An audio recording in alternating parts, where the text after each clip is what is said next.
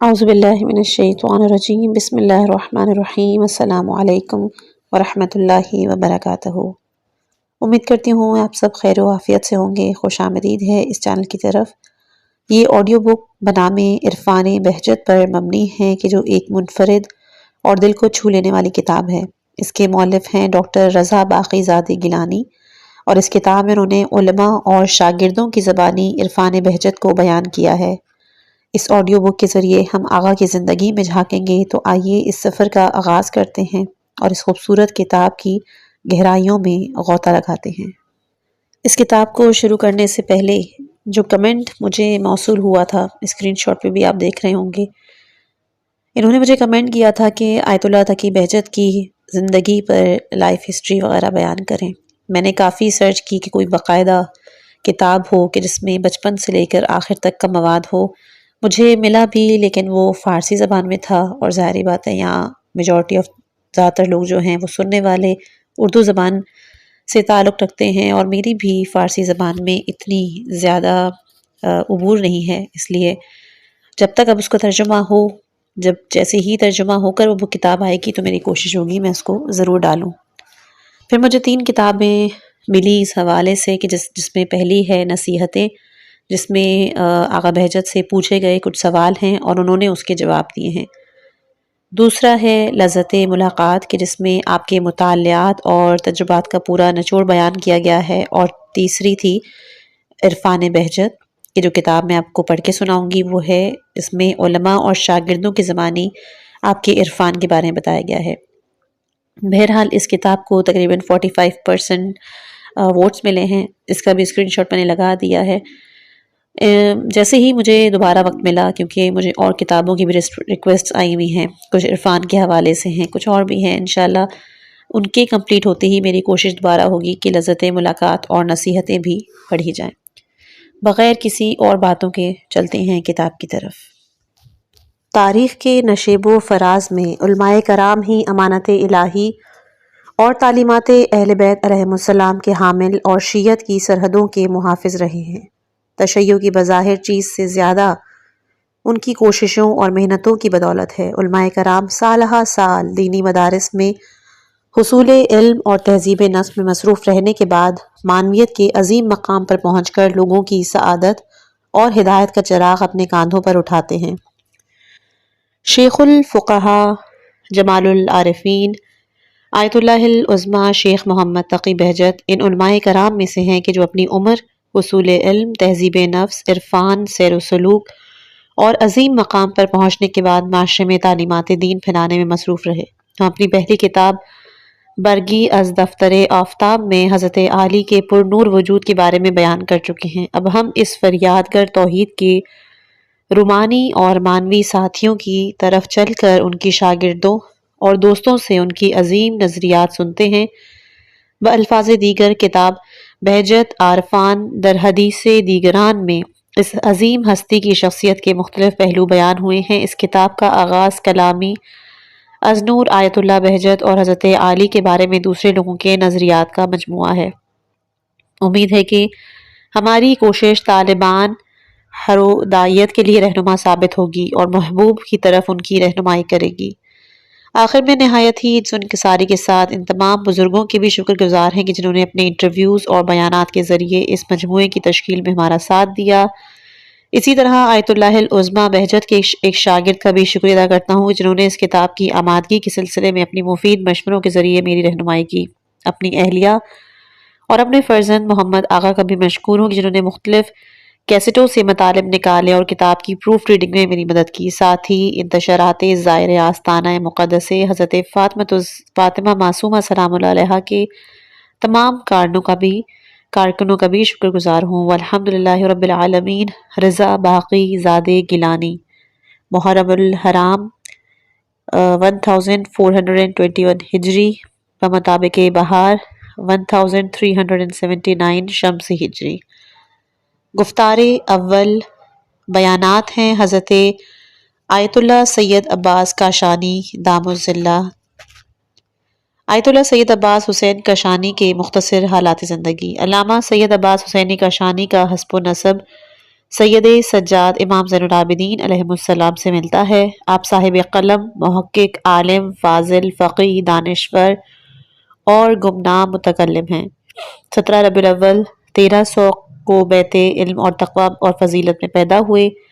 اپنے والد گرامی علامہ سید علی اکبر حسینی کاشانی کے تحت تربیت میں رہے۔ مقدمات اور ادبیات کو اپنے والد کے پاس پڑھا اور کربلا کے اساتذہ اور مدرسین الحاج شیخ جعفر مدرس رشتی ہائری، آیت اللہ سید محمد طاہر مولوی، شہید موسوی بوشہری، مرحوم علامہ سید نور الدین جزائری اور دیگر سے سطوح کا علم حاصل کیا۔ پھر مزید تعلیم کے لیے سامرا کی طرف عازم سفر ہوئے۔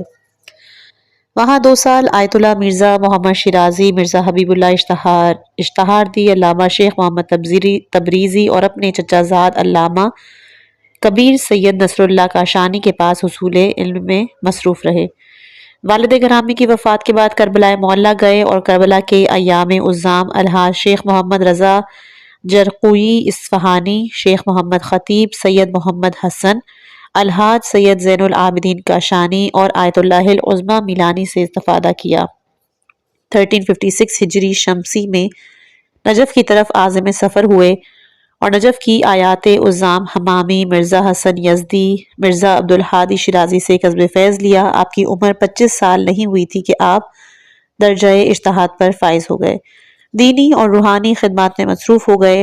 ذی الحج 1391 ہجری تک سطوح عالیہ کی تدریس میں مصروف رہے۔ اسی دوران آپ عراق حکومت کے ظلم و ستم کی وجہ سے ایران کی طرف عازم سفر ہوئے اور قم میں آپ نے قیام کیا۔ فقہ، اصول اور دیگر علوم کی تدریس اور تصنیف و تالیف میں بھی مصروف ہو گئے۔ آپ کے پاس نجف اور قم کے گزشتہ اور موجودہ اکثر مراجع عظام کے اجتہادی اور روایاتی اجازات موجود ہیں۔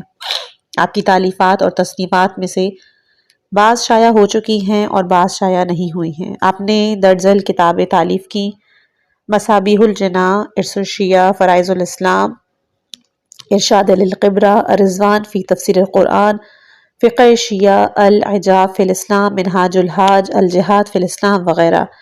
مندرجہ ذیل مطالب اپنے بیت الشرف میں بیان فرمائے، انہیں قلم بند کر کے قارئین کی خدمت میں پیش کیا۔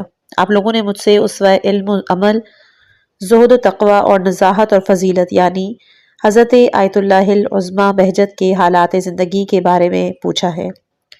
یقیناً اللہ تعالیٰ آپ کو اس عمل کی وجہ سے اجر و ثواب عطا فرمائے گا۔ بندہ اپنی مصروفیت کے باوجود آپ کی خدمت میں حضرت عالی کے حالات زندگی کا خلاصہ عرض کرتا ہوں۔ آیت اللہ بہجت مرجع عظام الشان حضرت آیت اللہ العظمی سید ابو الحسن اصفہانی کی مرجعیت کے زمانے میں نجف اشرف میں بلند مرتبہ اساتذہ کے پاس مصروف درس رہے۔ مجھے اچھی طرح یاد ہے کہ زمانے میں چند بزرگ اپنی اوسط جوانی میں اس مقدس حوزے کے محنتی طلاب شمار ہوتے تھے۔ ان میں عالم عامل، زاہد ناسک، مجتہد ورع حضرت شیخ محمد تقی فومنی بھی شامل تھے۔ واقعاً آپ کا شمار اس حوزے کے صاحب افتخار علماء میں ہوتا تھا اور حوزے کے بہت سے فاضل آپ پر رشک کرتے تھے۔ آپ حصول علم، کسب فنون اور سلوک و رفتار میں واقعاً کم نظیر تھے اور مرحوم سید اعظم امام اصفہانی کی توجہ کا مرکز بنے ہوئے تھے۔ اس طرح حضرت آیت اللہ العظمی بہجت کا شمار حوزے کے فاضل علماؤں میں ہوتا تھا۔ ایک دن میں سید الموحدین امیر المومنین علیہ السلام کے حرم مطہر میں داخل ہوا۔ وہاں میری ملاقات اپنے استاد بزرگوار حضرت آیت اللہ سید احمد اشکوری سے ہوئی۔ وہ نیک اور پرہیزگار انسان تھے۔ میں نے ان کی خدمت میں تحیت و سلام پیش کیا کہ اتنے میں اچانک حضرت آیت اللہ العظمی بہجت بھی حرم میں داخل ہوئے اور کسی کی طرف متوجہ ہوئے بغیر نہایت ہی تواضع اور انکساری کے ساتھ امیر المومنین علیہ السلام کی زیارت میں مصروف ہو گئے۔ اسی دوران ہمارے استاد بزرگوار نے فرمایا کہ میں ان کی زیارت سے بہت لذت محسوس کرتا ہوں، مجھے ان پہ رشک آتا ہے۔ واقعاً یہ جوان عالم اور فاضل اور صاحب ورع اور تقوی زاہد ہیں، نیز علوم آل محمد کے حصول میں جدیت کے ساتھ کوشاں ہیں۔ امید ہے کہ اللہ تعالیٰ حوزے میں اس طرح کے جلیل قدس شخصیات میں اضافہ کرے۔ اور پھر کہنے لگے کہ سید بزرگوار آیت اللہ العظمی سید ابو الحسن اصفہانی ان یعنی آیت اللہ بہجت سے بہت محبت کرتے تھے اور ان کی بہت تعریف اور تمجید کرتے تھے۔ ایک بزرگ نے مجھے بتایا کہ آپ سہم امام زمانہ علیہ السلام استعمال نہیں کرتے تھے بعض فاضل علماء نے بھی اس بات کی تائید کی ہے۔ نیز مجھ سے ایک فاضل عالم نے نقل کیا کہ اگرچہ کہ حضرت آیت اللہ العظمیٰ بہجت کے لیے ضروری تھا کہ آپ عالم، زاہد، ناسک مرحوم شیخ طالقانی کے درس اخلاق میں شریک ہوتے، لیکن آپ احتراماً ان کے درس اخلاق میں جاتے تھے۔ اس طرح آپ علماء اور بزرگان کا احترام کرتے تھے، یہ وہ صفت تھی کہ جو آپ کی سیرت میں واضح نظر آتی ہے۔ نیز بہت سے بزرگ بھی آپ کا احترام کرتے تھے، من جملہ زاہد، ناسک حضرت آیت اللہ قاضی آپ سے بہت محبت کرتے تھے۔ میرے ایک فاضل دوست نے مجھ سے نقل کیا کہ ایک دن ہم حضرت آیت اللہ العظمیٰ سید ابو الحسن اصفہانی کی خدمت میں موجود تھے۔ عالم اسلام میں کمیت اور کیفیت کے لحاظ سے ایسے علماء بہت کم پائے جاتے ہیں۔ اتنے میں اچانک آیت اللہ بہجت تشریف لائے۔ آغا اصفہانی کی ان پر نظر پڑی تو آپ کھڑے ہو کر آپ نے ان کا احترام کیا۔ ہمارے وہ دوست کہتے ہیں کہ میں نے بہت کم دیکھا ہے کہ آغا سید کسی کے ساتھ اس طرح پیش آئیں۔ حضرت آیت اللہ تقی بحر العلوم کے جن کا شمار نجف اشرف کے مشہور علماء اور مراجوں میں سے ہوتا ہے، جمعرات اور جمعے کے دن درس اخلاق اور درس تفسیر دیتے تھے اور فرماتے تھے کہ یہ وہ دن ایام تعطیل ہیں، ایام تحصیل ہیں۔ ایک دن آپ نے درس کے درمیان میں فرمایا کہ آج کل طلاب کے پاس سہولت بہت زیادہ ہے، لہٰذا آپ کو چاہیے کہ محنت کریں اور جدیت کے ساتھ مصروف درس رہیں۔ چند ایسے افراد ہیں جو لگن کے ساتھ اچھی طرح حصول علم میں مصروف رہتے ہیں۔ انہوں نے چند طلاب کے نام لیے، ان میں شیخ محمد تقی فومنی کا نام بھی شامل تھا۔ اسی طرح میں نے ایک بزرگ علماء سے سنا ہے کہ مجھے آقا بہجت کے زہد و تقوی اور ان کی زحمتوں میں مرجعیت نظر آتی ہے۔ یہ وہ مختصر احوال ہیں کہ جو مجھ کو تقریباً 50 سال سے اس الہی مرد، مجتہد اعظم، صاحب زہد، جامع معقول اور منقول، علامہ جامع اصول و فروغ اور عظیم الشان اور رفیع الدرجہ مجتہد کے بارے میں یاد ہے۔ میں نے اس عظیم الشان شیعہ مجتہد کی مفصل حالات زندگی کتابیں موجب اعلام الشیعہ میں تحریر کیے ہیں۔ امید ہے کہ کتاب عنقریب زیور طبع سے آراستہ ہوگی۔ گفتار دوم، یہ انٹرویو ہے حضرت آیت اللہ مصباح یزدی کا۔ سب سے پہلے آیت اللہ مصباح یزدی کی کچھ مختصر سے حالات زندگی۔ آیت اللہ مصباح 1303 ہجری میں یزد یعنی ایران کے ایک شہر میں پیدا ہوئے۔ 1324 ہجری شمسی میں حوزہ علمیہ یزد میں داخلہ لیا۔ آپ یزد میں بعض حضوی دروس پڑھنے کے بعد 1330 ہجری شمسی میں نجف اشرف کی طرف عازم سفر ہوئے، لیکن بعض وجوہات کی وجہ سے زیادہ عرصہ نجف میں نہیں رہ سکے۔ دوبارہ ایران تشریف لے آئے اور 1331 ہجری شمسی میں حوزہ علمیہ قم میں داخل ہوئے۔ آپ نے مقاصد اور کفایہ آیت اللہ شیخ مرتضیٰ حائری کے پاس پڑھی۔ خارج فقہ اور اصول میں آیت اللہ عظام بروجردی، امام خمینی اور عراقی سے مستفید ہوئے۔ تقریباً 10 سال آیت اللہ العظمیٰ بہجت سے استفادہ کیا۔ تقریباً 10 سال علامہ طباطبائی کے درس تفسیر و فلسفے میں شرکت کی اور پھر مدرسہ حقانی میں تدریس کرنے لگے۔ 1355 ہجری شمسی میں آپ کی نظارت اور مسئولیت میں مؤسسہ درراہ حق کا تعلیمی شعبہ فعال ہوا اور اسلامی انقلاب کی کامیابی کے بعد آپ نے علمی اور تحقیقی امور میں ترقی کے لیے مؤسسہ آموزشی اور پژوہستی امام خمینی کی بنیاد رکھی۔ آپ کی بہت سی کتابیں شائع ہو چکی ہیں، ان میں سے بعض کی طرف اشارہ کیا جا رہا ہے: معارف قرآن، جامعہ و تاریخ، عیزگاہ قرآن، اصول عقائد، اخلاق در قرآن، حکومت اسلامی اور ولایت، دروس فلسفہ، اخلاق اور آموزش فلسفہ وغیرہ۔ مورخہ 18/2/1377 کہ جو ایران میں رائج شمسی تاریخ ہے، اس کو جمہوریہ اسلامی ایران کی میڈیا نے آپ سے انٹرویو لیا تھا۔ صاحب کتاب نے اس کی ریکارڈنگ حاصل کر کے قلم بند کی ہے۔ انٹرویو: بسم اللہ الرحمن الرحیم، الحمدللہ رب العالمین، صلی اللہ علی سیدنا محمد و آلہ الطاہرین۔ اولیاء اللہ کی زندگی تمام انسانوں کے لیے بہترین نمونہ ہے۔ اس میں غور و فکر کر کے اس کی مختلف پہلوؤں سے استفادہ کیا جا سکتا ہے۔ در حقیقت ان کا وجود خدا کے بندوں کی تربیت کے لیے خدا کی عظیم نعمت ہے۔ عصر حاضر میں حضرت آیت اللہ بہجت ان نورانی شخصیات میں سے ایک ہیں اور آپ مختلف جہات سے لوگوں کے لیے نمونہ عمل ہے۔ آیت اللہ بہجت سے میری آشنائی: میں اس وقت آپ سے آشنا ہوا کہ جب میں 1331 ہجری شمسی میں قم آیا تھا۔ مجھے اچھی طرح یاد ہے کہ 1332 میں جب ہم مدرسہ حجتیہ میں رہتے تھے، اس وقت آپ کا گھر مدرسہ حجتیہ کے پہلو میں تھا، جس کی وجہ سے تقریباً روزانہ راستے میں اور حرم میں آپ کی زیارت ہوتی۔ آپ کا نورانی چہرہ تمام دیکھنے والوں کی توجہ کا مرکز بنا ہوا تھا۔ آپ کا اٹھنا بیٹھنا، حرکات و سکنات اپنی طرف جلب کرتے تھے۔ آپ کو دیکھ کر معلوم ہوتا تھا کہ آپ کسی خاص معنوی فضا میں رہتے ہیں، بسر کرتے ہیں۔ آپ ایسے عظیم مطالب کی طرف متوجہ رہتے ہیں کہ جن کی طرف کوئی اور متوجہ نہیں رہتا۔ نیز آپ کا عبادات، سحر خیزی، زیارت حضرت معصومہ سلام اللہ علیہا اور دیگر عبادات کا پابند ہونا، وہ چیزیں جنہیں دیکھ کر ہر کوئی آپ کی طرف متوجہ ہو جاتا تھا، مخصوصاً وہ لوگ کہ جو خود سازی کے لیے کسی نمونے کی تلاش میں رہتے ہیں تاکہ اس کے مطابق زندگی بسر کریں۔ وہ چیز جو ان عوامل میں اضافہ کرتی ہے وہ آپ کی مخصوص توجہ اور نفوذ کرنے والی نگاہیں ہیں جو بعض اوقات بعض افراد میں مائل کرنے والے جاذبے کی طرف اثر کرتی ہیں۔ بہرحال آپ کی ان خصوصیات نے ہمیں آپ کو اور آپ کی خوبیوں کو جاننے کی طرف مائل کیا، جس کی وجہ سے ہم نے اپنے دوست اور احباب اور ان لوگوں سے پوچھ گچھ شروع کر دی کہ جن کے بارے میں ہمیں احتمال تھا کہ وہ معظم ان سے مانوس ہیں۔ اپنی تحقیقات سے ہمیں معلوم ہوا کہ وہ علمی لحاظ سے بھی ممتاز ہیں اور معنوی لحاظ سے بھی۔ ہم نے جناب عالی سے آپ کے گھر جا کر آپ کی نصیحتوں سے مستفید ہونے کی اجازت لی۔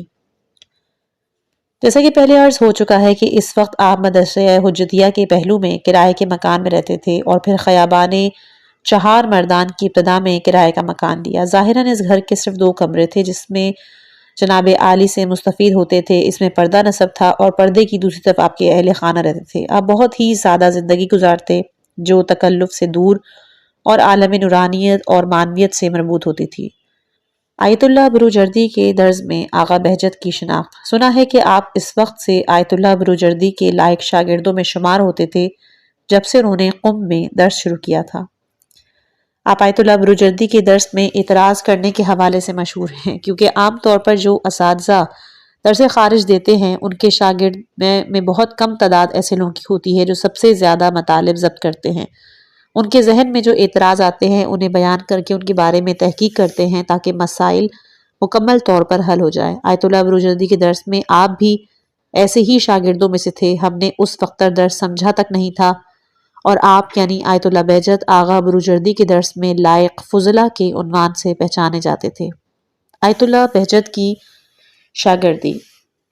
سب سے پہلے جس چیز نے ہمیں آپ کی طرف مائل کیا وہ آپ کی معنویت اور روحانیت ہے، اور پھر ہمیں معلوم ہوا کہ معظم لا علم اور فقاہت میں بھی عظیم درجے پر فائز ہے، لہٰذا ہم کوشش کرنے لگے کہ آپ کے پاس بھی ہمارا درس ہو تاکہ ہم اس کے ذریعے آپ کے علم سے مستفید ہوں۔ روزانہ آپ کی خدمت میں حاضر ہو کر روحانی اور معنوی کمالات سے بہرہ مند ہوں۔ ہم نے اپنے بعض دوستوں کے ساتھ آپ کے پاس کتاب طہارت شروع کی۔ ابتدا میں ہم مدرسہ فیضیہ کے ایک کمرے میں پڑھتے تھے اور پھر 1-2 سال مدرسہ خان میں پڑھا جسے آج کل مدرسہ مرحوم آیت اللہ بروجردی کے نام سے یاد کیا جاتا ہے۔ جب آپ کی طبیعت ناسازگار ہو گئی تو آپ کے بیت الشرف میں پڑھنے لگے۔ بہرحال ہم نے طہارت، مقاصد اور خیارات کا ایک دورہ آپ کے پاس پڑھا۔ یہ سلسلہ مجموعاً تقریباً 15 سال تک جاری رہا۔ طریقہ تدریس۔ ہمیں آپ کے درس میں جو چیز ملتی تھی وہ دیگر دروس میں بہت کم ملتی تھی۔ آپ مطالب بیان کرتے وقت کوشش کرتے کہ پہلے شیخ انصاری کی کتاب سے مسئلہ بیان کریں اور اگر کسی مسئلے میں وقت کی ضرورت ہوتی تو دیگر علماء خصوصاً صاحب جواہر اور طہارت کی بحث میں مرحوم الحاج رضا ہمدانی سے اس کی وضاحت نقل کرتے اور آخر میں ضرورت ہوتی تو اپنا نظریہ بھی بیان کرتے۔ یہ وہ طریقہ ہے کہ جس کے ذریعے انسان کسی خاص موضوع پر عظیم اساتذہ کے نظریات سے باخبر بھی ہو جاتا ہے اور وقت بھی بچ جاتا ہے۔ البتہ دیگر اساتذہ بھی بہت اچھا درس دیتے تھے جو شاید ابتدائی طلاب کے لیے بہت مفید ہوتا تھا، لیکن وہ ہر استاد کی بات جداگانہ بیان کرتے تھے، لیکن اس طرح مطالب بیان کرنے میں وقت زیادہ لگتا تھا اور مطالب کا تکرار بھی ہوتا تھا۔ قابل غور بات یہ ہے کہ وہ نکات کے جو ہم درس کے دوران جناب عالی سے حاصل کرتے تھے ان میں بعض ایسے نکات تبھی شامل ہوتے جو آپ نے اپنے اساتذہ سے سنے تھے اور وہ بہت ہی قیمتی، عمیق اور قابل غور مطالب ہوا کرتے تھے۔ آیت اللہ بہجت کے اساتذہ۔ آپ نے فقہ میں مرحوم آیت اللہ شیخ محمد کاظم شیرازی سے بہت استفادہ کیا کہ جو نجف اشرف کے برجستہ اساتذہ اور مرحوم آیت اللہ محمد تقی شیرازی کے شاگردوں میں سے تھے۔ اصول میں مرحوم آیت اللہ نائینی اور مرحوم آیت اللہ شیخ محمد حسین اصفہانی سے مستفید ہوئے۔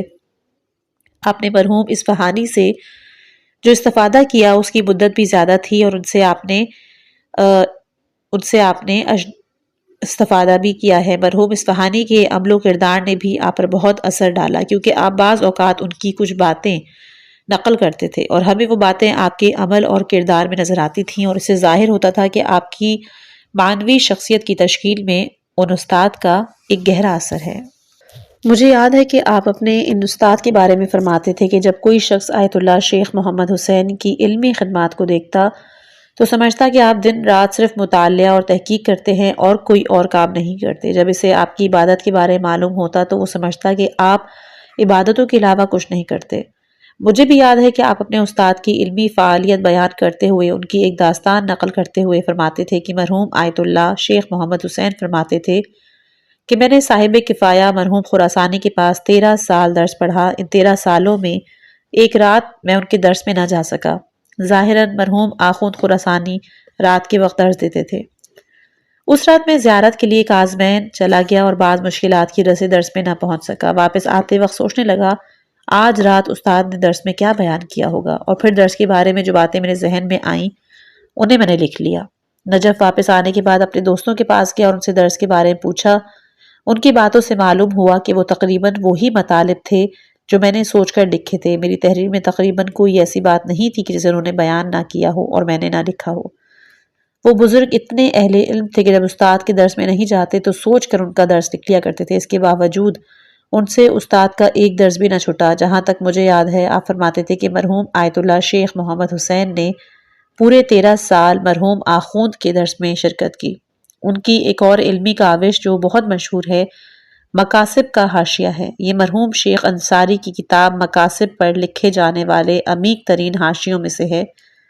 نیز ان کی ایک اور کاوش کفایے کا حاشیہ بھی ہے۔ انہوں نے یہ سب 27 سال کی عمر میں تحریر کیا، اور اگر کوئی شخص اس علمی درجے تک پہنچنا چاہے تو شاید 50-60 سال تک بھی اس مقام تک نہیں پہنچ سکتا۔ یہ آیت اللہ شیخ محمد حسین کی علمی فعالیت تھی کہ جسے آیت اللہ بہجت بیان کرتے تھے اور فرماتے تھے کہ آپ ان علمی کاوشوں کے ساتھ ساتھ عبادات کے اتنے پابند تھے کہ جب کوئی آپ کی عبادتوں کو دیکھتا تو سمجھتا کہ آپ عبادتوں کے سوا کچھ نہیں کرتے۔ روزانہ زیارت عاشورہ، نماز جعفر تیار پڑھنا۔ آپ آیت اللہ بہجت مزید فرماتے تھے کہ آپ ہر جمعرات کو مجلس کا اہتمام کرتے تھے۔ علماء نجف عام طور پر ہر جمعرات اور جمعے کو مجلس کا اہتمام کرتے ہیں تاکہ اس کے ذریعے دوست، احباب، اساتذہ، شاگرد ایک دوسرے سے ملاقات کریں اور یہ مجلس توسل کے لیے بھی ایک زمینہ سازی ہو۔ آپ اس مجلس میں دروازے کے پاس بیٹھ جاتے، مجلس کے شرکاء کی جوتیوں کو ملا کر رکھتے۔ اس دوران آپ کی زبان پر کوئی ورد رہتا تھا جس کی وجہ سے آپ کے لبوں میں حرکت رہتی۔ ہم متوجہ نہیں ہو پاتے تھے کہ آپ کو نساء ذکر کرتے تھے جب آپ ہر وقت پڑھتے تھے۔ آخرکار ایک دن آپ کے قریبی دوست مرحوم شیخ علی محمد بروجردی نے آپ سے پوچھا قبلہ یہ کون سا ذکر ہے کہ جس کے آپ اتنے پابند ہیں؟ سلام اور احوال پرسی کے دوران بھی اسے آپ نہیں چھوڑتے۔ تو آپ مسکرائے اور تھوڑا سوچنے کے بعد کہا کہ بہتر ہے کہ انسان روزانہ 1000 مرتبہ انا انزلنا پڑھے۔ بہرحال آیت اللہ بہجت نے ایسے اساتذہ سے تربیت حاصل کی تھی کہ جو علمی فعالیت کے بہت مقدس سمجھتے تھے، مطالعہ، دروس اور بحث کو عظیم عبادت سمجھ کے انجام دیتے تھے۔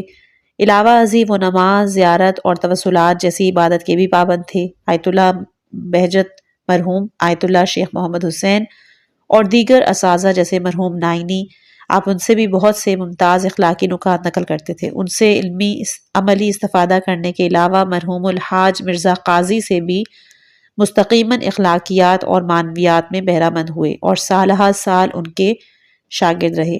آیت اللہ مرزا آغا قاضی ان بزرگوں میں سے تھے جنہوں نے معنویات اور عرفان میں بہت سے لوگوں کی تربیت کی۔ مرحوم شیخ محمد تقی عاملی، مرحوم شیخ علی محمد بروجردی اور بہت سے بزرگ مراجع تقلید نے اخلاقیات اور عرفان میں ان سے استفادہ کیا ہے۔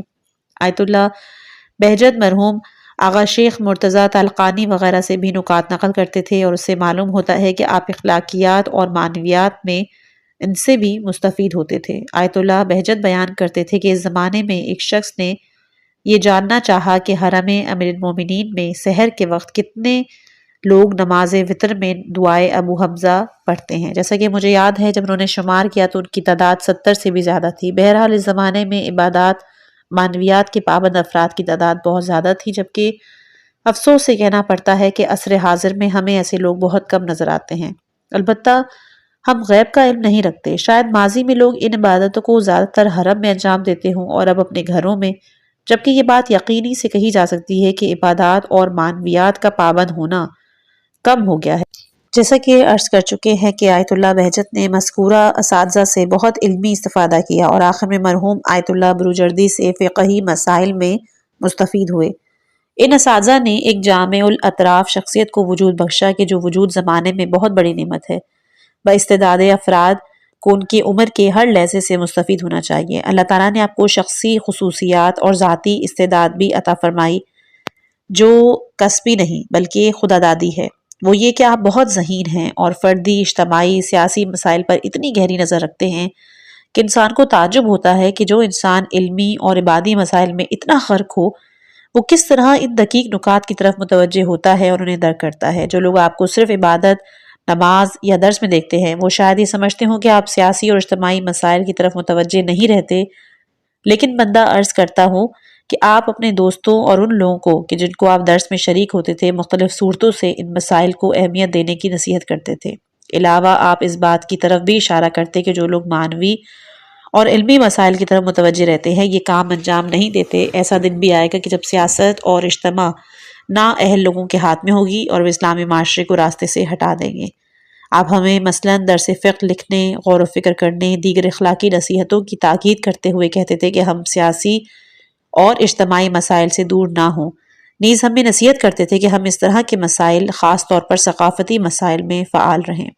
آیت اللہ بہجت کا حضرت امام خمینی کے ساتھ ارتباط۔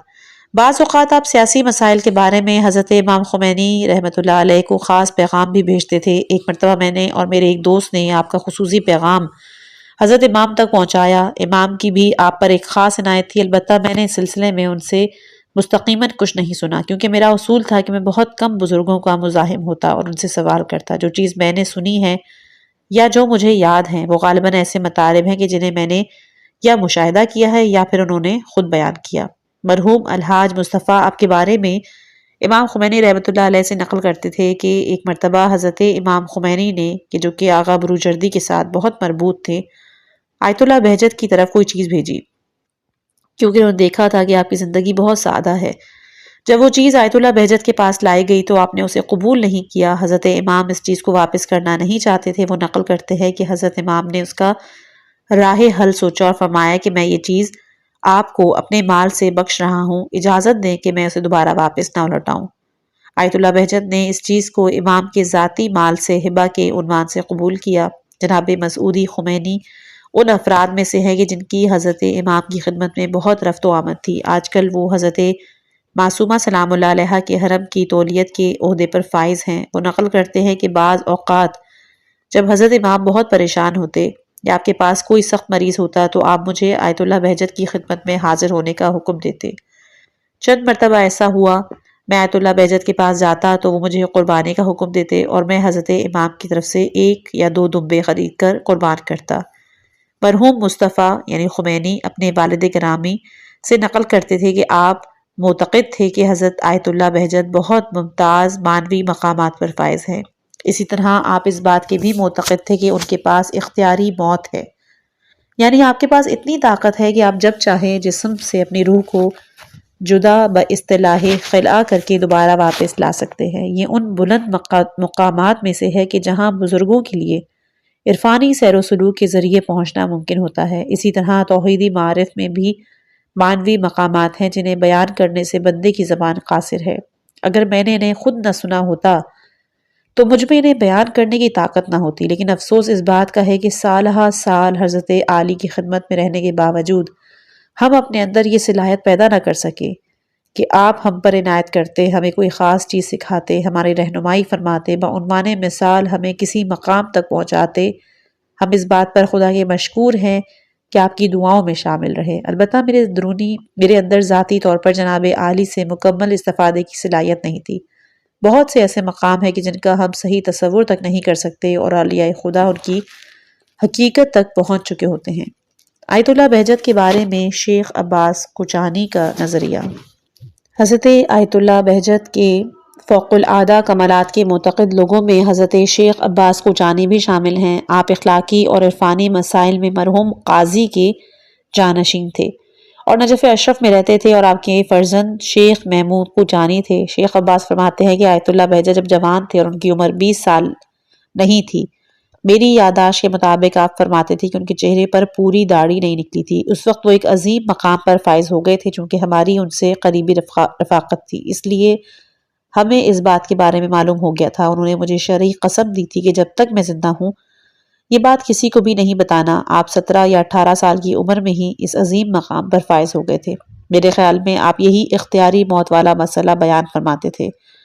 جو شخص 20 سال سے پہلے ہی اتنی عظیم مقام پہ پہنچ گیا ہو، ذرا سوچے کہ وہ اپنی عمر کے 80 برس سیر و سلوک، بندگی خدا میں ثابت قدمی اور انجام وظائف میں بسر کرنے کے بعد قرب خدا کے کتنے عظیم مقام پر فائز ہوگا۔ اسی وجہ سے جو بھی پاک طینت مومن آپ کو دیکھتا ہے وہ آپ کی طرف مائل ہو جاتا ہے، مخصوصاً جب وہ آپ کی عبادی حالت دیکھتا ہے، آپ کی نمازوں میں شریک ہوتا ہے، جو کہ باعث برکات اور عصر حاضر میں لوگوں کے لیے خدا کی عظیم نعمت ہے۔ اس طرح کے لوگ کہ جب آپ لوگوں کے سامنے عبادت کرتے ہیں تو وہ سمجھ جاتے ہیں کہ یہ حالت بھی ہوتی ہے، اور ان کا یہ عمل اس بات کا باعث بنتا ہے کہ وہ اسے محض وہم اور گمان نہ سمجھے۔ البتہ یہ ان بزرگوں کے بحر کمالات میں سے ایک قطرہ ہے، شاید انہیں اس سے زیادہ لوگوں کو دکھانے کی اجازت نہیں ہوتی۔ رازداری آپ کی ایک خصوصیت یہ تھی کہ آپ اپنے معنوی مقام کو ظاہر کرنے کے بجائے اسے چھپاتے تھے۔ بہت کم ایسا ہوتا کہ آپ اس طرح کوئی عمل بجا لاتے یا کوئی بات کہتے کہ دوسرے آپ کی طرف متوجہ ہو جاتے اور سمجھ جاتے کہ آپ کے پاس فوق العادہ کام کرنے کی طاقت یا اس کا علم ہے۔ البتہ چونکہ آپ کے قریبی دوست و احباب سالہ سال آپ سے مربوط تھے، اسی لیے بعض اوقات انہیں کچھ ایسے نکات نظر آتے تھے کہ جن سے معلوم ہوتا تھا کہ ان کے پاس ایسی طاقت ہے کہ جو کسی اور کے پاس نہیں ہے۔ دوسروں کو متوجہ کرنے اور رہنمائی کے لیے کوشش، عموماً ہماری کوشش ہوتی تھی کہ ہم اس وقت سے پہلے ہی درس میں آ جاتے تاکہ آپ کے مزاحم ہوں اور آپ کی اخلاقی باتوں سے استفادہ کریں۔ عموماً آپ بھی درس سے پہلے تشریف لاتے اور اکثر بلکہ ہمیشہ مختلف صورتوں میں غیر مستقیم نصیحت کرتے، یعنی جب آپ بیٹھتے تو کوئی حدیث یا تاریخی داستان بیان کرتے۔ آپ کی بیان کردہ حدیث یا تاریخی داستان ہمارے ماضی کے ساتھ اس طرح مربوط ہوتی کہ گویا آپ ہمارے حالات بیان فرما رہے ہیں۔ اسی طرح اگر ہمارے اندر کوئی نقص ہوگا تو آپ حدیث یا تاریخی داستان کے ذریعے ہمیں متوجہ فرماتے تھے۔ یہ وہ باتیں ہیں کہ جنہیں مختلف مناسبتوں سے تمام دوستوں نے محسوس کیا۔ وہ کہتے ہیں کہ آپ ہماری زندگی سے مربوط باتیں بیان کرتے ہیں، حدیث یا تاریخی داستان کے ذریعے ہماری زندگی کی مشکلات حل کرتے ہیں، ہمیں ہمارے قصور یا غلطی کی طرف متوجہ کرتے ہیں۔ عام لوگوں کی تربیت کے لیے بھی آپ اسی طریقے پر عمل کرتے، کبھی بھی مستقیماً نہیں کہتے کہ یہ کام کرو یا فلاں برا کام نہ کرو، بلکہ حدیث یا تاریخی داستان کے ذریعے مقابل کو اس کام کے نقائص اور اس کی اصلاح کی طرف متوجہ کرتے تھے۔ آپ کی روزانہ کی مصروفیت تقریباً 40 سال پہلے حضرت آیت اللہ البہجت کا معمول تھا کہ آپ روزانہ بین الطلوعین یعنی طلوع فجر اور طلوع آفتاب کے درمیان حرم مطہر سے مشرف ہوتے، طلوع آفتاب تک وہی رہتے، نماز جعفر طیار اور دیگر عبادات حضرت معصومہ سلام اللہ علیہا کے حرم مطہر میں بجا لاتے تھے۔ عصر کے وقت آپ کا معمول تھا غروب سے پہلے پیدل صفائیہ، یعنی اس زمانے میں وہاں گھر نہیں تھے، صفائیہ کے ٹرین کے گزرنے والے پل کے پاس سے زرعی زمین شروع ہو جاتی تھی، اس کو کہتے ہیں پیدل صفائیہ، اس کی طرف سے روانہ ہو جاتے اور وہاں پہنچنے کے بعد کچھ دیر وہاں بیٹھتے اور نماز مغرب بھی وہیں پڑھتے تھے۔ آپ کے بعض عقیدت مند بھی وہاں پہنچ کے آپ کے ساتھ نماز پڑھتے، اگرچہ وہ نمازیں بیاباں میں پڑھی جاتی تھیں، اس کے باوجود آپ کی اجلت کیفیت ہو جاتی تھی۔ آپ کے ایک ساتھی نقل کرتے ہیں کہ ایک رات آپ نے نماز کے بعد فرمایا، اگر لوگوں کو معلوم ہوتا کہ عبادت میں انسان کو کتنا مزہ آتا ہے تو وہ کبھی بھی مادی مسائل کے پیچھے نہ جاتے۔ آپ مدتوں پہلے تقریباً 30 چند سال پہلے موجودہ مکان میں آباد ہوئے، اس سے پہلے آپ کرائے کے مکان میں رہتے تھے کہ جو محلہ عربستان قم کی ایک گلی میں بازار کے پیچھے واقع تھا۔ مجھے دقیقاً معلوم نہیں کہ وہ مکان آپ کی ذاتی ملکیت تھا یا آپ کے والد کی میراث سے تھا یا پھر کسی نے خریدا تھا، چونکہ وہ مکان نزدیک تھا اس لیے بہت سے لوگ نماز کے لیے آپ کے پاس آتے تھے۔ اس کے بعد آپ کو مسجد فاطمیہ میں درس کی دعوت دی گئی اور آپ کے ساتھ نماز پڑھنے سے دلچسپی رکھنے اور آپ سے استفادہ کے خواہاں لوگوں کا وہاں پر اجتماع ہونے لگا۔ آپ 30 سال سے زائد عرصے سے صبح، ظہر اور رات کی نماز اسی مسجد فاطمہ میں باجماعت پڑھتے۔ حال ہی میں آپ نے اپنا درس بھی گھر سے مسجد میں منتقل کیا، نیز عید اور ایام سوگواری کے مراسم بھی اسی مسجد میں انجام دیتے تھے۔ اس کا سبب یہ ہے کہ آپ کا گھر اتنا بڑا نہیں تھا کہ وہاں زیادہ لوگ جمع ہو سکیں۔ آپ کے گھر میں 2-3 کمرے اور ان میں 40-50 سال پرانے قالین بچھے ہوئے ہیں۔ مرجعیت کے عظیم درجے پر فائز ہونے کے بعد بھی آپ کے گھر میں کوئی تبدیلی نہیں آئی، نیز آپ سے ملاقات اور مہمانوں کی مہمان نوازی بھی اسی گھر میں ہوتی ہوئی۔ قبول مرجعیت۔ میں سمجھتا ہوں کہ آیت اللہ بہجت کا مرجعیت قبول کرنا آپ کی بزرگواری ہے، یعنی 80 سال کی عمر میں آقا کے حالات زندگی کسی صورت بھی اس بات کی اجازت نہیں دیتے کہ آپ اتنی بڑی مسئولیت قبول کرتے۔ ان کے دوست اور احباب یہ گمان بھی نہیں کرتے تھے کہ آقا پرچم میں مرجعیت کو اپنے کاندھوں پر اٹھانے کے لیے تیار ہوں گے، اس مسئولیت کو قبول کریں گے۔ اس میں شک نہیں کہ معین وظیفے کے احساس کے علاوہ کوئی اور چیز باعث نہیں بنی جس کی وجہ سے آیت اللہ بہجت نے مرجعیت کے مسئولیت کو قبول کیا۔ ہم کہہ سکتے ہیں کہ موجودہ زمانے میں آزادی اور پرہیزگاری کے ساتھ آپ کا یہ عمل دوسروں پر اتمام حجت کے لباس، خوراک، رہائش گھر اور حالات کی تبدیلی کے بغیر سادہ زندگی والے مجتہد بھی ہوتے ہیں۔ آیت اللہ بہجت کے بعض کرامات، اگرچہ آپ لوگوں سے اس طرح پیش آتے تھے کہ ان کے سامنے آپ کی کرامتیں ظاہر نہ ہوں، اس کے باوجود جو لوگ سالہ سال سے آپ سے وابستہ تھے بعض اوقات انہیں آپ کی وہ فوق العادہ چیزیں نظر آ جاتی تھیں جنہیں اصطلاح میں کرامات کہا جاتا ہے۔ بطور مثال چند موارد کی طرف اشارہ کیا جا رہا ہے۔ آقا جنتی کی آزادی کی بشارت۔ حضرت امام خمینی رحمۃ اللہ علیہ کی جلاوطنی کے ایام میں حکومت ایران کی طرف سے بہت سے فضلاء، بزرگان، امام سے محبت کرنے والے لوگوں کو اذیتیں دی جاتی تھیں۔ مجھے یاد ہے کہ ہم ان دنوں مدرسہ منتظریہ میں تھے۔ یہ مدرسہ مرحوم شہید قدوسی رحمۃ اللہ علیہ کی نظارت میں چلتا تھا اور جناب آغا جنتی اس مدرسے میں تدریس کے فرائض انجام دیتے تھے۔ اس وقت میں بھی ان کی خدمت میں موجود تھا اور آغا جنتی کو گرفتار کر لیا گیا۔ قرائن کچھ ایسے تھے کہ ہم اس بات پر پریشان تھے کہ اگر وہ بعض چیزوں سے باخبر ہو گئے تو وہ آغا جنتی کو بہت تکلیف پہنچائیں گے۔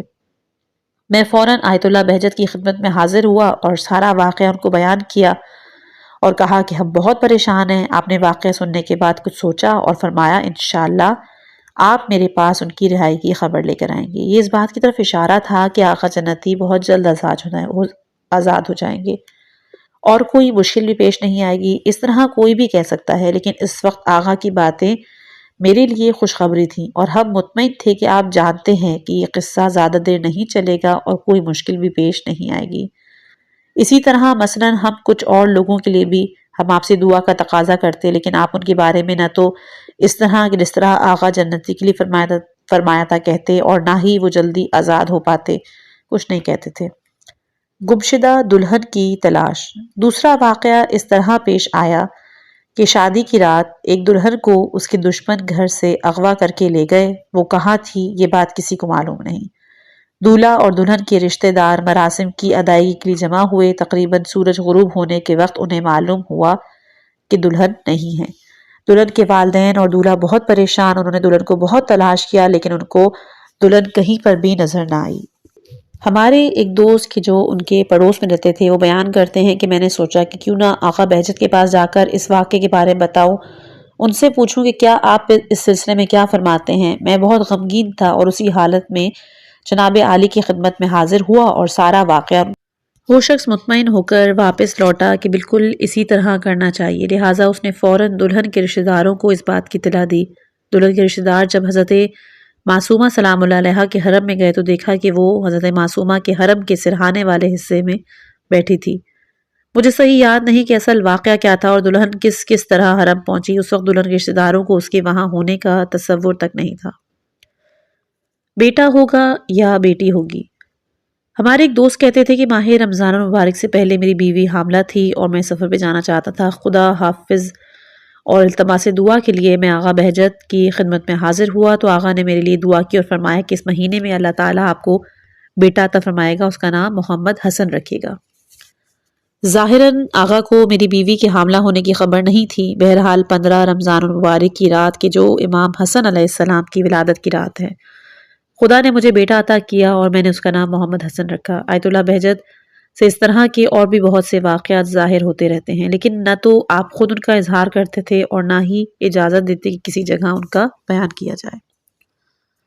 مومنین کو معلوم ہونا چاہیے کہ اس دور میں بھی خدا کے بعض بندوں پر خدا کی عنایتیں ہوتی ہیں۔ جب کوئی صدقے دل سے خدا کی بندگی کی راہ طے کرتا ہے تو اللہ اس کی ضرور رہنمائی فرماتا ہے۔ والذین جاہدوا فینا لنہدینہم سبلنا وان اللہ لمع المحسنین، اور جن لوگوں نے ہماری راہ میں جہاد کیا انہیں ہم ضرور اپنی راہ کی ہدایت کریں گے، اور اس میں شک نہیں کہ خدا نیکوکاروں کا ساتھی ہے۔ سورہ عنکبوت آیت نمبر 69۔ کمال اور انسانیت کا راستہ بند نہیں ہے۔ جو لوگ اس دور میں بھی قرب خدا کا راستہ طے کرنا چاہتے ہیں وہ حضرت ولی العصر اجل اللہ تعالی فرجہ الشریف کے زیر سایہ اس طرح کے بندوں کے ذریعے کمال اور قرب خدا کے مراتب تک پہنچ جاتے ہیں۔ یہ ہمارے لیے امید بخش بھی ہیں اور ہمارے ایمان میں اضافے کا باعث بھی۔ جی ہاں، یہ ثابت حقائق ہیں، کوئی مذاق یا افسانہ نہیں، یہ وجود رکھنے والے عینی حقائق ہیں۔ ہم انہیں دیکھ بھی سکتے ہیں، ان کے آثار بھی درک کر سکتے ہیں۔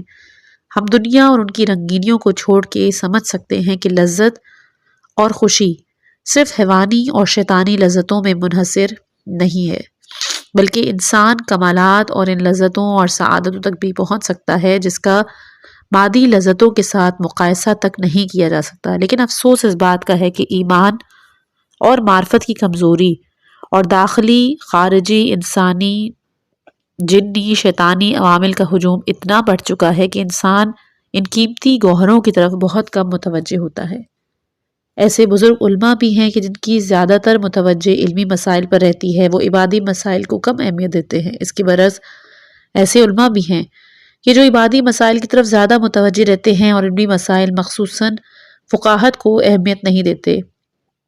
آپ یعنی آیت اللہ بہجت جس طرح اپنے اساتذہ سے نقل کرتے تھے، اس سے ظاہر ہوتا ہے کہ آپ مکمل طور پر مرحوم شیخ محمد اصفہانی کے تحت تاثیر تھے۔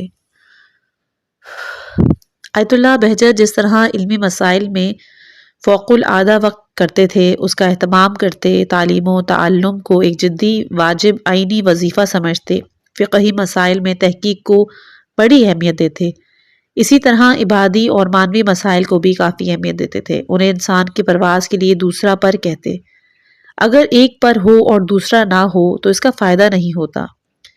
وقت سے پہلے شکوک و شبہات کے جواب دینا، جیسے کہ اشارہ ہو چکا ہے کہ جس زمانے میں ہم آپ کی خدمت میں تھے، آپ کے پاس پڑھتے تھے، اس زمانے میں آپ کی ایک خصوصیت تھی کہ آپ بعض اوقات درس سے پہلے کوئی حدیث یا داستان بیان کرتے اور بعض اوقات ایسے مطالب پر اکتفا کرتے کہ جن کے بارے میں سب جانتے ہیں۔ جو مطالب آپ درس سے پہلے بیان کرتے ان میں سے ایک امیر المومنین علیہ السلام کی امامت کا مسئلہ، اور ہمیں اس بات پر تعجب ہوتا کہ ہمیں تو امیر المومنین کی امامت پر شک نہیں ہے، تو پھر آغا ان کی امامت کے اسبات کے دلائل کیوں بیان کرتے ہیں؟ بہرحال ہمیں شکوہ رہتا تھا آپ کو ان باتوں کے بجائے اخلاقیات اور معنویات کے بارے میں بیان کرنا چاہیے کہ جن کی ہمیں زیادہ ضرورت ہے۔ جب ہماری عمر 50-60 سال ہوئی تو ہم نے بہت سے مباحثوں میں دیکھا کہ آپ نے 40 سال پہلے امیر المومنین علیہ السلام کی امامت کے بارے میں جو باتیں بیان کی تھیں، وہ باتیں اب ہمیں کام آ رہی ہیں۔ گویا آپ اس زمانے میں اپنی گہری نگاہ سے دیکھ رہے تھے کہ بعض مسائل سے غفلت کی جائے گی اور ان پر شکوک و شبہات ہوں گے، اس لیے آپ اسے زمانے سے پہلے تیار کر رہے تھے تاکہ ہم آج ان سے مقابلہ کر سکیں۔ شاید اگر جناب عالی کی نصیحتیں نہ ہوتیں تو ہم ان مسائل کے بارے میں مطالعہ نہ کرتے، یہاں تک کہ بندے نے اعتقادی اور دیگر مسائل کے بارے میں اپنی تحریروں میں نے نکات سے استفادہ کیا۔ آیت اللہ بہجت اور شرعی آداب کی رعایت، آپ کی مہم ترین خصوصیت کہ جو آپ کی تربیتی روش میں نظر آتی ہے، آپ کا شرعی آداب اور سیرت اہل بیت علیہ السلام پر عمل کرنا ہے۔ تمام شیعہ علماء اخلاق متفق ہیں کہ عبودیت کا صحیح طریقہ احکام الہی کی اطاعت ہے۔ انسان احکام الہی پر عمل کے بغیر کسی مقام تک نہیں پہنچ سکتا، لیکن شرعی آداب اور سیرت اہل بیت علیہ السلام پر عمل کرنے میں سب برابر نہیں ہیں۔ حضرت آیت اللہ بہجت شرعی آداب کی رعایت کے بہت پابند ہیں اور ان چھوٹی باتوں پر بھی عمل کرتے ہیں کہ جنہیں بیان نہیں کیا جا سکتا۔ بطور مثال ایک بات بیان کرتا ہوں، شاید تاریخ میں ثبت ہو جائے کہ جو لوگ احکام اور شرعی کی پیروی کی طرف مائل ہیں وہ جان لے کہ انسان کو شرعی آداب کی کتنی رعایت کرنی چاہیے۔ شمال میں آپ کی زرعی زمین ہے کہ جو آپ کو آباء و اجداد سے ارث میں ملی، وہ زمین زیادہ نہیں، اس زمین میں چاول کاشت ہوتا ہے، آپ کے گھر کے بعض اخراجات اسی سے پورے ہو جاتے ہیں۔ جب بھی آپ کے پاس چاول لائے جاتے تو آپ اس کا کچھ حصہ اپنے پڑوسیوں اور دوستوں کو بطور ہدیہ دیتے تھے۔ میں دوران جنگ چند ماہ قم میں نہیں تھا کیونکہ ہمارے کچھ دوستوں کو گرفتار کر لیا گیا تھا اور ان سے کچھ مدارک ملے تھے جن میں سے بعض میرے ہاتھ کے لکھے ہوئے تھے جو کسی مشکل کی پیش بینی کر رہے تھے۔ بہرحال ہمارے بعض دوستوں نے مشورہ دیا کہ آپ کچھ عرصے کے لیے قم سے باہر چلے جائیں، لہٰذا میں قم سے باہر چلا گیا، یہاں تک کہ میرے قریبی دوست اور احباب کو بھی معلوم نہیں تھا کہ میں کہاں گیا ہوں۔ اس عرصے آیت اللہ بہجت کی جانب سے آپ کے فرزند علی آغا اور آپ کی اہلیہ محترمہ ایک مرتبہ چاول کا ایک تھیلا اور دوسری مرتبہ 25 تومان کہ جو اس زمانے میں بھی زیادہ رقم نہیں تھی میرے گھر لے کر آئے۔ آپ کے فرزند گلی میں ٹھہرے اور آپ کی اہلیہ گھر میں گئیں اور رقم میرے گھر والوں کو دی۔ جب میں قم واپس آیا اور مجھے یہ بات بتائی گئی تو میں کچھ عرصہ حیران اور پریشان رہا کہ آپ کی اہلیہ محترمہ کے میرے گھر تشریف لانے کا اصل راز کیا تھا۔ کچھ مدت کے بعد میں اس نتیجے پہنچا کہ شرعی آداب میں سے ایک یہ بھی ہے کہ اگر عورت کا شوہر سفر پر گیا ہو تو نامحرم مرد کو اس کے گھر میں نہیں جانا چاہیے، اگر کام ہو تو اسے کسی عورت کے ذریعے انجام دیا جائے۔ آپ نے اس شرعی ادب کی رعایت کی اور اپنی اہلیہ کو میرے گھر بھیجا۔ چونکہ آپ کی اہلیہ کو میرے گھر کا ایڈریس معلوم نہیں، اس لیے آپ کے فرزند بھی ایڈریس بتانے کے لیے گھر کے دروازے تک ان کے ساتھ تھے، اور انہوں نے جو رقم بھیجی تھی وہ اس زمانے میں بھی کم تھی اور اس سے ہماری زندگی پر کوئی خاص اثر نہیں پڑا، لیکن ان سے جتنا ممکن تھا انہوں نے بھیجا، اور رقم اور چاول پہنچانے کی کیفیت بھی مہم تھی کہ جس میں شرعی آداب کا مکمل خیال رکھا گیا۔ اولیاء خدا کی گفتار رفتار نشست و برخاست میں اس طرح کی ظرافت اور دقت پائی جاتی ہے، ایسے سمجھنے کے لیے بھی ایک خاص علم کا ہونا ضروری ہے، چاہے کہ انسان دقیقاً اس کی رعایت کرے۔ یہی وہ باتیں ہیں جو انسان کو بندگی میں آگے بڑھا کے خدا کی نظر میں عزیز اور بلند مرتبہ بنا دیتی ہیں۔ مسلمات شرع کی رعایت۔ آپ اپنی نصیحتوں میں مسلمات شرع کی رعایت کی بہت تاکید کرتے، جو بھی آپ سے نصیحت یا دستور کا تقاضا کرتا آپ اسے مسلمات شرع کو صحیح طرح سے انجام دینے کی تاکید کرتے اور مشکوک اور مشتبہ چیزوں کو دوسرے مرحلے میں قرار دیتے ہیں۔ پہلے مرحلے میں ان چیزوں کی رعایت ضروری ہے کہ جن کا اسلام میں ہونا مسلم ہے۔ اس سلسلے میں آپ ایک بہترین استدلال بیان کرتے تھے، اس میں انہوں نے سکھایا کہ بعض اوقات اپنی تقادیر اور غیری میں بھی بیان کرتا ہوں، اور آپ فرماتے ہیں کہ اللہ تعالیٰ چاہتا ہے کہ اپنے بندوں کی ہدایت کرے، انہیں کمال سعادت تک پہنچائے۔ جو چیزیں انسان کی سعادت اور ہدایت کے لیے زیادہ مفید ہیں اس کو ان چیزوں کی زیادہ تاکید ہے، لہٰذا اگر ہم دیکھنا چاہیں کہ کون سی چیز انسان کے لیے زیادہ باعث سعادت ہے تو ہمیں دیکھنا ہوگا کہ اللہ تعالیٰ نے کس چیز کو زیادہ تاکید کی ہے۔ انسانی کمال کے لیے زیادہ مؤثر وہ چیز ہے کہ جس کے بارے میں قرآن مجید، روایات اور اقوال معصومین علیہم السلام ان کی عملی سیرت میں زیادہ تاکید کی گئی تھی۔ نماز پر خصوصی توجہ۔ ان میں سے ایک مہم چیز نماز کا اہتمام ہے۔ قرآن مجید میں بہت سی آیتیں نماز کے بارے میں نازل ہوئی ہیں اور بہت سی ایسی روایات ہیں جس میں نماز کے وقت کی رعایت، نماز میں حضور قلب اور آداب نماز کی تاکید کی گئی ہے۔ شاید ابواب فقہ اور دستورات شرع میں کسی بھی باب کے بارے میں اتنے دستور بیان نہیں ہوئے جتنے نماز کے بارے میں ہوئے ہیں۔ اس سے معلوم ہوتا ہے کہ وہ چیز کہ جو انسان کے لیے سب سے زیادہ باعث سعادت ہے وہ نماز ہے، لہٰذا نماز کو زیادہ اہمیت دینی چاہیے۔ آپ بعض اوقات بعنوان تان اور طنز فرماتے تھے، جی ہاں، ہم اپنے کمال کے لیے ان چیزوں کے پیچھے جاتے ہیں کہ جن کے بارے میں نہ خدا کا فرمان ہے اور نہ ہی پیغمبر اور امام کا حکم، جبکہ حقیقت یہ ہے کہ انہوں نے جن چیزوں کے بارے میں زیادہ کہا ہے، جن کی زیادہ تاکید کی گئی ہے، وہی چیزیں انسان کے لیے باعث سعادت ہیں۔ کیا یہ ہو سکتا ہے کہ کوئی چیز انسان کے لیے باعث سعادت ہو اور انہوں نے اسے نظر انداز کر کے بیان نہ کیا ہو، اسے بیان کرنے کے لیے کسی پیر یا مرشد کے حوالے کر دیا ہو؟ کیا ایسا ممکن ہے؟ نیز کیا ممکن ہے کہ انہوں نے وہ باتیں تو بیان کی ہوں کہ جو ہمارے یہ جو زیادہ اہمیت نہیں رکھتی لیکن مہم اور مہم ترین مطالب کو کم اہمیت دی ہو؟ گفتار سوم بیانات ہیں حضرت آیت اللہ گرامی۔ حضرت آیت اللہ گرامی کے مختصر حالات زندگی پہلے بیان کریں گے کہ حضرت آیت اللہ گرامی رجب المرجب 1357 ہجری میں قم المقدس کے ایک علمی گھرانے میں پیدا ہوئے۔ اس گھرانے کی عظیم شخصیت حضرت آیت اللہ العظمیٰ مرحوم حاج شیخ ابو القاسم کبیر قمی ہیں کہ جو اپنے زمانے میں شیعہ اکابرین میں شمار ہوتے تھے۔ حضرت آیت اللہ گرامی کے والد محترم مرحوم حاج عباس گرامی آیت اللہ العظمیٰ شیخ ابو القاسم کے بھانجے تھے۔ آپ ایک دیندار تاجر تھے اور اپنے زمانے میں نفس کی پاکیزگی اور طہارت کے حوالے سے مشہور تھے۔ حضرت آیت اللہ گرامی ابتدائی تعلیم کے بعد حوزہ علمیہ قم میں داخل ہوئے اور مقدمات اور سطوح متوسطہ اور عالیہ کے بعد 18 سال کی عمر میں حضرت آیت اللہ العظمیٰ امام خمینی اور حضرت آیت اللہ عظمیٰ بروجردی کے درس خارج میں شامل ہوئے۔ فقہ اصول میں آیت اللہ عراقی کی، آیت اللہ گلپائگانی، آیت اللہ حائری، آیت اللہ محقق داماد اور آیت اللہ مرزا ہاشم بھی آپ کے استاد ہیں۔ فلسفہ اور تفسیر آپ نے علامہ طباطبائی کے پاس پڑھی ہے۔ جوانی میں آیت اللہ گرامی پڑھنے کے ساتھ ساتھ حوزہ علمیہ کی تدریس بھی کرتے تھے۔ حوزہ علمیہ کی بہت سی علمی کتابوں کی تدریس کر چکے ہیں۔ اس وقت آپ کئی سالوں سے خارج اور اصول کی تدریس میں مصروف ہیں۔ فقہ، اصول اور دیگر اسلامی علوم پر 100 کتابیں تحریر کی ہیں کہ جن میں اکثر کتاب شائع ہو چکی ہیں۔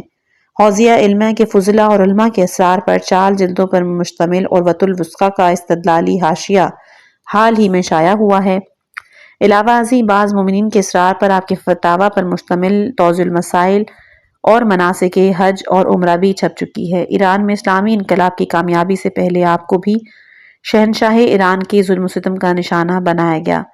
بزرگ علماء نے آپ کو جو مکاتبات اور اجتہاد اور امور میں تصرف کی اجازت نامے دیے ہیں، ان میں سے معلوم ہوتا ہے کہ وہ آپ کے علمی اور معنوی مقام پر اعتماد کرتے تھے۔ درج ذیل وہ بیانات کہ جو آیت اللہ گرامی نے اپنے گھر میں بیان فرمائے تھے جنہیں ہم نے ریکارڈ کر کے تحریر کیا ہے۔ آشنائی، میرے خیال میں پہلی مرتبہ میں آپ کو مدرسہ ستیہ، وہ مقام کہ جہاں حضرت فاطمہ معصومہ علیہ السلام کا بیت النور ہے، اس میں دیکھا تھا۔ وہاں گیلان کے طلاب نے ایک جلسہ منعقد کیا تھا، مجھے بھی دعوت دی۔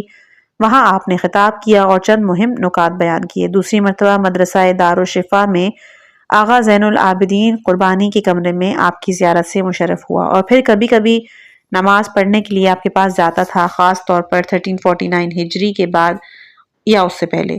نیز قم شہر کے ایک محلہ گزر جدہ کی ایک مسجد عشق علی کے پاس ہمارے والد گرامی کا مکان تھا، جہاں ہمارے والد ہر سال عشرہ مجالس پڑھتے تھے۔ آغا بھی اپنے چھوٹے صاحبزادے کے ساتھ وہاں پر تشریف لاتے تھے۔ طریقہ تدریس، ایک دن میں آپ کے درس خارج میں گیا۔ اس زمانے میں ہمارا طریقہ یہ تھا کہ پہلے مطالب بیان ہوتے تھے، پھر ایک ایک کر کے اس پر ہونے والے اعتراض بیان کیے جاتے۔ ہمیں درس کا یہ طریقہ بہت پسند تھا۔ جب میں آپ کے درس میں گیا تو دیکھا کہ آپ اپنے گھٹنوں کو بغل میں دبائے بیٹھے ہیں اور آپ کے سامنے ایک کتاب ظاہراً مقاصد کھلی ہوئی ہے۔ آپ نے ایک مسئلہ بیان کیا اور پھر اپنی ریش مبارک پر ہاتھ رکھ کر سوالی اور احتمالی انداز میں بحث کرنے لگے۔ اس دوران آپ کچھ دیر خاموش بھی رہے۔ مجھے آپ کا یہ طریقہ پسند نہیں آیا، لیکن بعد میں سمجھ گیا کہ آپ کی اس روش سے شاگرد کی فکر کو ابھارنا چاہتے تھے تاکہ شاگرد خود سوچے۔ میں سمجھتا ہوں کہ مخاطب کو سوچنے پر مجبور کرنے کا یہ طریقہ بہترین ہے، تاکہ وہ صرف سننے پر اکتفا نہ کرے بلکہ فکر بھی کرے۔ آپ کی ایک اور خصوصیت، ایام جنگ میں بھی آپ کے پاس جاتا تھا، لیکن جب دیکھا کہ پولیس ہمارے گھر پر نظر رکھ رہی ہے اور ٹیلی فون اور اس طرح کی دوسری چیزوں پر بھی نظر رکھ رہی ہے تو میں نے رفت و آمد کم کر دی۔ البتہ جب بھی میں آپ کی خدمت میں حاضر ہوتا، آپ کی مجلس معنویت سے پر نظر آتی۔ تھوڑا بولنے کے بعد ذکر میں مصروف ہو جاتے۔ میرے خیال میں آپ زیادہ تر زیارت عاشورہ پڑھتے اور اسے روزانہ پابندی سے پڑھا کرتے تھے۔ آج بھی آپ اسے پابندی سے پڑھتے ہیں۔ چند دن پہلے جب میں آپ کی خدمت میں حاضر ہوا، میری یہ حاضری والدہ مرحومہ کی نماز جنازہ کے حوالے سے تھی، تو دیکھا کہ آپ کے ہاتھ میں تسبیح تھی۔ میرے خیال میں آپ اس وقت بھی زیارت عاشورہ پڑھ رہے تھے۔ یہ سارے اعمال بیدار کر دینے والے، بیدارگر اور پرمعنی ہیں۔ آپ کی نصیحتیں، آپ ہر وہ بات بیان کرنے سے گریز نہیں کرتے تھے جس میں طالب علم کا فائدہ ہو، برخلاف ان لوگوں کے کہ جو صرف فقہ اور اصول بیان کرتے اور دوسری چیزیں بیان کرنے کو اپنے شایان شان نہیں سمجھتے تھے۔ مثلاً مجھے ایک مشکل درپیش تھی۔ آپ نے اس کے بارے میں مجھ سے فرمایا کہ قم کا پانی نمکین ہے، جب بھی پانی پئیں تو اس میں تھوڑا شکر ڈال کر میٹھا پانی پیا کریں، کیونکہ نمکین پانی نقصان دہ ہے۔ نیز آپ نے مجھے پیدل چلنے کی نصیحت فرمائی۔ ایسے علماء بہت کم ہیں کہ جو طالب علم کے ساتھ اس طرح کی باتیں کرتے ہیں اور اسے معلوم ہوتا ہے کہ آپ میں خود کو بڑھا چڑھا کر پیش کرنے کی خواہش نہیں تھی۔ زیارت عاشورہ، خاموشی اور نصیحتوں کے علاوہ آپ اموات پر جو نماز جنازہ پڑھتے تھے اس میں بھی بہت اخلاص پایا جاتا تھا۔ ایک دن میں نے جناب عالی کی خدمت میں عرض کی کہ میں چاہتا ہوں کہ مجھے آپ کی زندگی موت آئے تاکہ میری نماز جنازہ آپ پڑھائیں اور عالم برزخ میں میرے بارے میں آپ کی دعا مستجاب ہو۔ برجستہ اساتذہ سے استفادہ۔ آپ نے حصول علم کے لیے بہت اچھے اور برجستہ استادوں سے استفادہ کیا ہے۔ فقہ اصول میں مرحوم آغا شیخ محمد حسین اصفہانی سے مستفید ہوئے جن کے معنوی اور ولائی پہلو بہت قوی ہیں۔ ائمہ اطہار علیہم السلام کی مدح اور سوگواری میں اشعار لکھے جن سے معلوم ہوتا ہے کہ وہ ان کے ساتھ کتنی محبت کرتے تھے۔ آغا شیخ محمد حسین نے ہمارے سسر مرحوم الحاج شیخ مہدی تہرانی کو جو خط لکھا تھا اس میں ہے کہ میرا بیٹا جب تہران پہنچ جائے تو اس کا خیال رکھنا، اور پھر فوراً لکھا نہیں اور تم لوگ خدا کے سوا دوسرے معبود سے ڈراتے ہیں اور خدا جسے گمراہی میں چھوڑ دے تو اس کا کوئی راہ پر لانے والا نہیں۔ سورہ زمر آیت نمبر 39۔ اس جملے نے ان پر اتنا اثر کیا کہ انہوں نے ایک اور خط میں ان سے پوچھا کہ جمعرات کو شعر پڑھنے کے بارے میں آپ کیا فرماتے ہیں؟ کیا حافظ شیرازی کے جو 2 اشعار ہیں ان کو پڑھنا مکروہ ہے؟ فارسی کے شعر ہیں اس لیے میں یہاں نہیں پڑھ رہی۔ تو آغا شیخ محمد حسین نے ان کے جواب میں لکھا کہ شاید اس خط کی فوٹو کاپی میرے پاس موجود ہے۔ اس سے معلوم ہوتا ہے کہ اس بزرگ نے ان 2 اشعار کا کیا معنی کیا تھا۔ بہرحال آپ میں بہت معنویت پائی جاتی تھی۔ اس سلسلے میں آپ کی بہت سی داستانیں بھی بیان کی جاتی ہیں۔ آیت اللہ العظمیٰ خوئی کی رحلت کے دن آغا بہجت نے بندے سے فرمایا، ہمارے استاد محمد حسین فرماتے تھے کہ میرے شاگردوں میں آغا خوئی سے زیادہ محنتی کوئی نہیں، اور پھر کہنے لگے کہ آغا شیخ محمد حسین کے درس میں زیادہ سمجھ رکھنے والے لوگ تو تھے لیکن آغا خوئی سے زیادہ محنتی کوئی نہیں تھا، اور پھر کہا کہ نجف میں 2 آدمی سب سے زیادہ محنتی تھے، ایک مرحوم آغا خوئی اور دوسرا مرحوم آغا مظفر صاحب اصول فقہ۔ بہرحال آغا بہجت آیت اللہ خوئی کے درس کے پہلے دورے کے شرکا میں سے تھے اور آپ کتنا عرصہ ان کے درس میں شامل رہے مجھے معلوم نہیں۔ نیز آغا قاضی کے درس اخلاق میں بھی جاتے تھے، جس طرح آپ مرحوم سید ہاشم حداد کے ساتھ بھی بہت مربوط تھے۔ آغا محسن ملدیدی کہتے تھے کہ آغا بہجت کا آغا سید ہاشم حداد کے ساتھ آغا قاضی سے زیادہ رابطہ تھا۔ قم واپس آنے کے بعد آپ آغا خوئی کے درس میں جاتے تھے اور اعتراض کرنے والوں میں سے نہیں تھے۔ البتہ ایک دن آپ نے آغا بروجردی کے درس میں مورد بحث مسئلہ کہ جس کا موضوع علم تھا اس پر اعتراض کیا۔ یہ درس مسجد عشق علی میں ہوتا تھا اور آغا بروجردی نے جواب دیا اس وقت میں نہیں تھا، البتہ منتظری اور اخوان مرشی جیسے آغایون وہاں موجود تھے اور وہ سب کہہ رہے تھے کہ بہت اچھا اعتراض تھا۔ ان کا یہ بھی کہنا تھا کہ آپ نے شہرت سے دوری کی رسے اسے جاری نہ رکھا۔ آپ کی مرجعیت کا اعلان ہوا تو کچھ لوگ کہنے لگے کہ ہم ہمیشہ آپ کو تقوی اور دیانت کے حوالے سے بہت اچھا انسان سمجھتے تھے لیکن ہمیں آپ کے علم کے بارے میں معلوم نہیں تھا۔ بہرحال آپ کے نظریات بہت پختہ ایک اور خصوصیت کہ جو میں نے آپ میں دیکھی ہے وہ ہے نظم و ضبط۔ مرجعیت اور لوگوں کی رفت و آمد کے بعد بھی آپ نظم و ضبط کے پابند تھے۔ آپ روزانہ حضرت معصومہ سلام اللہ علیہا کے حرم مطہر سے مشرف ہوتے اور دیر تک وہیں رہتے۔ آپ کے توسلات بہت ہیں۔ آپ کتنے اہل مطالعہ ہیں مجھے معلوم نہیں۔ شیخ انصاری رحمۃ اللہ علیہ کے حالات ہے کہ زیادہ اہل مطالعہ نہیں تھے بلکہ زیادہ اہل فکر تھے۔ وہ چیز جس کا طلاب کے مقام اجتہاد تک پہنچنے میں اہم کردار ہے وہ مختلف کتابوں تک مطالعہ نہیں بلکہ اتنا مطالعہ کافی ہے کہ مطالب انسان کے ہاتھ آ جائے اور وہ فکر زیادہ کرے۔ استاد کو چاہیے کہ مختلف اقوال نقل کر کے مطالب کا وقت ضائع نہ کریں بلکہ انہیں کوئی ایسا کام کرنا چاہیے جس سے طلاب کے ذہن کی پرورش ہو۔ بہرحال اس بزرگوار کے اعمال، نظام و ضبط، ذکر، رفت و آمد، ان کی بے تکلفی تمام انسانوں کے لیے درس ہے۔ آپ آج بھی اس قدیمی گھر میں رہتے ہیں جس کی چھت کو دیکھ کر لگتا ہے کہ وہ عنقریب گر جائے گی۔ فومن کے اطراف میں آپ کی بہت زمین تھی جس پر لوگوں نے قبضہ کر لیا۔ آپ سے بارہا کہا کہ آپ کوئی اقدام کریں جس سے آپ کی زمین پر قبضہ نہ ہو لیکن آپ کہتے تھے کہ اس کی کیا قیمت ہے، جو کر رہے ہیں انہیں کرنے دو۔ نیز آپ کے فرزند نے بھی آپ سے کہا کہ کم از کم آپ ہمیں وکالت دیں تاکہ ہم جا کر ان سے اپنی زمین لے لیں، پھر بھی آپ نے کہا کہ اس کی کیا قیمت ہے۔ ایک دن میں نے آپ سے اصرار کیا کہ کتنا اچھا ہوتا کہ آپ جو تمام کرامتیں لکھ لیتے جو آپ نے علماء نجف میں دیکھی ہیں۔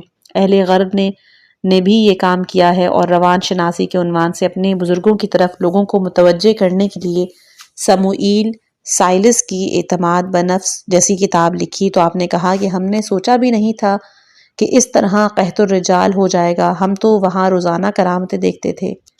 حکایات اور ہدایات۔ آپ بالواسطہ نقل کرتے تھے کہ ایک مرتبہ مرحوم ملا حسین قلی کے پاس آدھی رات کو مہمان آیا۔ آپ کے خادم نے آپ کو اطلاع دی کہ گھر میں کچھ بھی نہیں ہے۔ آپ نے اسے فرمایا گلی میں جا کر 7 قدم ایک طرف اور دوسرا 7 قدم دوسری طرف جاؤ۔ اس نے ایسا ہی کیا اور پھر اچانک 10-12 گرم روٹیوں کے ساتھ گھر میں داخل ہوا۔